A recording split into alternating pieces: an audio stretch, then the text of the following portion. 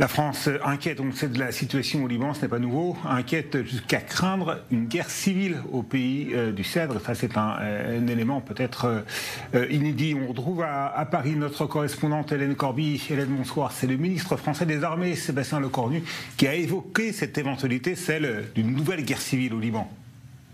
Le ministre a fait part de sa peur d'une guerre civile et interconfessionnelle imminente au Liban. Il estime que le pays peut complètement s'effondrer et il affirme bien que la France est un des rares pays occidentaux à déployer autant d'énergie pour éviter qu'une guerre civile n'explose au Liban. C'est la singularité française selon lui, une singularité que le pays cultive d'ailleurs, puisque ce jeudi aura lieu à Paris une grande conférence internationale, une conférence dite de soutien à la population et à la souveraineté du Liban.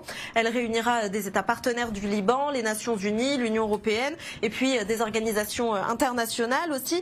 Au cours de cette interview hier soir, donc, le ministre est aussi revenu sur les tensions croissantes dans le sud Liban. Sébastien Lecornu estime, je cite, que les mesures de sécurité indispensables aux opérations ne sont pas toujours prises par Tsahal, qui opère selon lui des incursions répétées au cours desquelles des patrouilles de la FINUL se retrouvent au milieu d'échanges de tirs entre le Hezbollah et Tsahal. Et puis, plus grave encore, le ministre accuse également Tsahal de frapper délibérément des postes de la FINUL avec, je cite, des intrusions et des destructions de postes d'observation. Des attaques que le ministre estime volontaires et dans un but d'intimidation.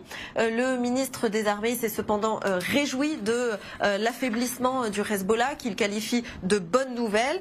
Notre confrère Darius Rochebin a rappelé au ministre et puis l'a un peu titillé sur le sujet, sur le fait que la position de la France sur le Hezbollah est, si ce n'est ambiguë, pour le moins duel, puisque la France différencie la branche politique de la branche armée du Hezbollah, quand beaucoup d'autres pays ne s'encombrent pas de cette distinction et classent le Hezbollah comme terroriste. Le ministre explique que cette particularité est là encore une tradition française, mais il concède que, je cite, tout cela est beaucoup plus complexe dans les faits et sur le terrain. Merci beaucoup Hélène Corby.